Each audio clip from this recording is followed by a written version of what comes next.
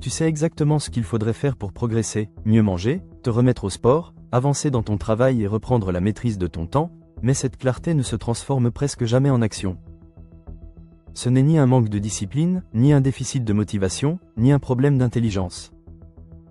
C'est simplement le fonctionnement naturel de ton cerveau, et c'est pour cela que le fait de savoir quoi faire ne garantit jamais que tu le feras.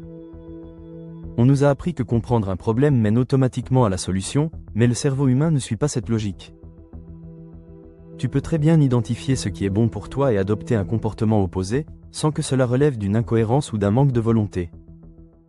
La partie de ton cerveau qui comprend, c'est ton cortex préfrontal, la zone rationnelle, consciente et analytique qui traite les enjeux et formule les intentions. Mais ce n'est pas lui qui décide vraiment.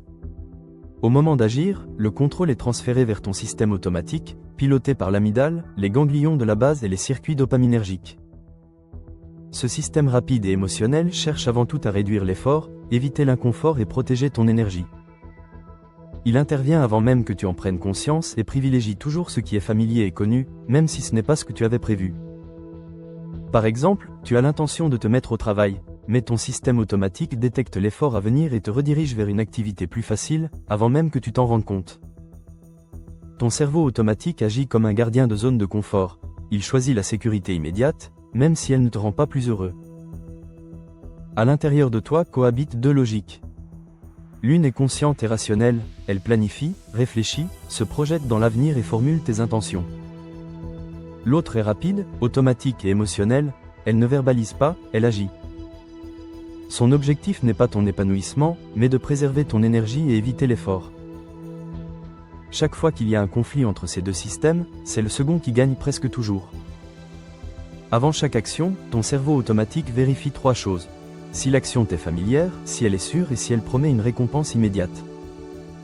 Si l'une de ces conditions manque, un frein subtil se met en place.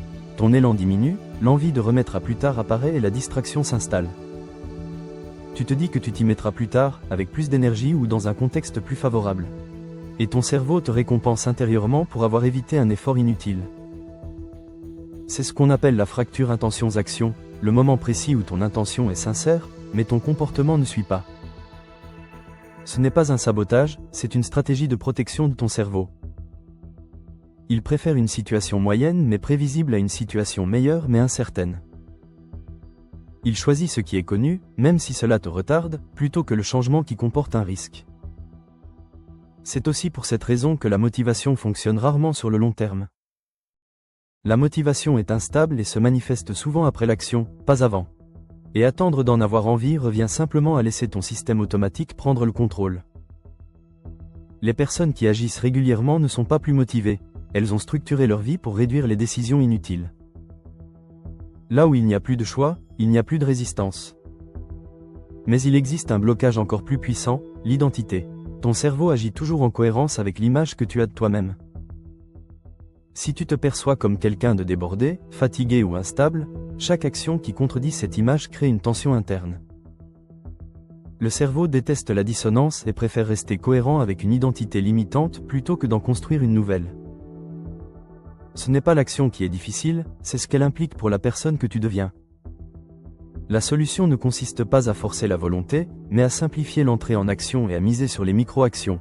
Enfiler ses chaussures au lieu de viser le sport, ouvrir un document au lieu de s'imposer une heure de travail, avancer par un pas presque ridicule plutôt que viser une transformation totale. Ces micro-actions deviennent des preuves répétées qui réécrivent progressivement ton identité. L'environnement joue aussi un rôle fondamental. Ton cerveau n'écoute pas tes promesses, il réagit à ce qu'il voit, et ce qui est visible devient probable tandis que ce qui est facile finit par devenir automatique. Modifier ton environnement est souvent plus efficace que de modifier directement ton comportement. Quand ton environnement se fait plus léger, plus clair et plus structuré, la friction s'efface et l'action devient la trajectoire la plus évidente. Avec le temps, la constance silencieuse des micro-actions reprogramme ton récit intérieur. Chaque action alignée crée une dissonance avec l'ancienne identité, et le cerveau ajuste progressivement le récit pour rétablir la cohérence. Le changement durable ne commence jamais par un grand acte héroïque, mais par la répétition de petites actions qui deviennent naturelles et automatiques. Lorsque ton identité commence à changer, la fracture intentions-actions se referme. Tu n'as plus besoin de te convaincre, tu agis simplement parce que cela correspond à la personne que tu deviens. En conclusion, lorsque tu sais ce que tu devrais faire mais que l'action ne suit pas, rappelle-toi que ce n'est pas un manque de volonté. C'est simplement la façon dont ton cerveau arbitre l'effort, la sécurité et l'incertitude. En comprenant ces dynamiques, tu cesses de lutter contre toi-même et tu avances avec davantage de clarté. Le changement devient alors un processus maîtrisable, progressif et étonnamment naturel. Si ce contenu t'aide à mettre en lumière les dynamiques profondes qui t'habitent, à dissoudre ces résistances invisibles qui limitent ton déploiement, et à reprendre la main sur la trajectoire que tu veux réellement suivre. Abonne-toi à NeoFocus. Tu y trouveras des contenus conçus pour structurer ta pensée, affiner ta discipline mentale et aligner ton cerveau avec la personne que tu es en train de devenir.